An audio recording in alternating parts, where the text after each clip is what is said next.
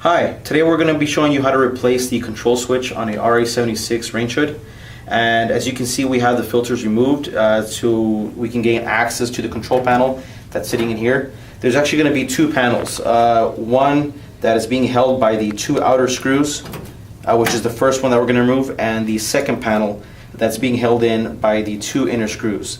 Now the two inner screws are the one that are holding the actual control switch panel. So we're going to begin by removing the actual the electrical component panel with the two outer screws. Once we get that done, then we're going to simply drop this down. As you can see, this is the electrical component panel right here. Next, we're going to go ahead and remove these two screws, which is the panel that holds the control switch in place. Now let's get those removed. Okay, now that we have both screws removed for the center control switch panel, we can go ahead and slide it out.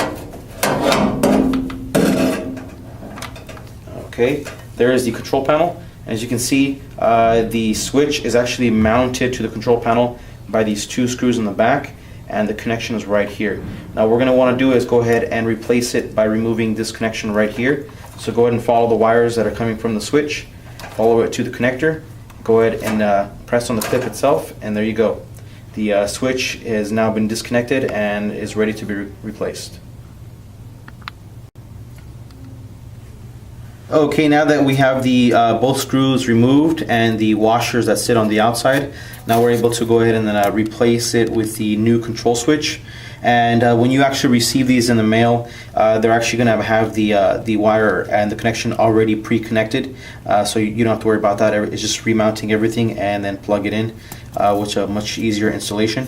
Now when we're going to be installing this, make sure that you take note of the washer and the screw that's actually for the connection on this. So the setup is going to be, the screw's going to go in first, and then the washer on the outside. From there, you're going to go ahead and line up the switch on the front. Now, be sure when you install the control switch, you have the proper orientation for the way that the control switch is going to be facing. So the way this is set up right now, this is actually the back side of the bracket. So when you actually look at it, you're going to want to look at it like this, facing upwards.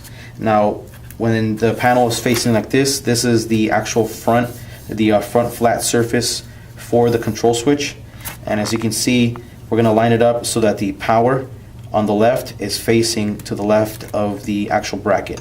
So this is the way the actual switch is going to be sitting, and it's going to be sitting with the connection in between top side, just like that.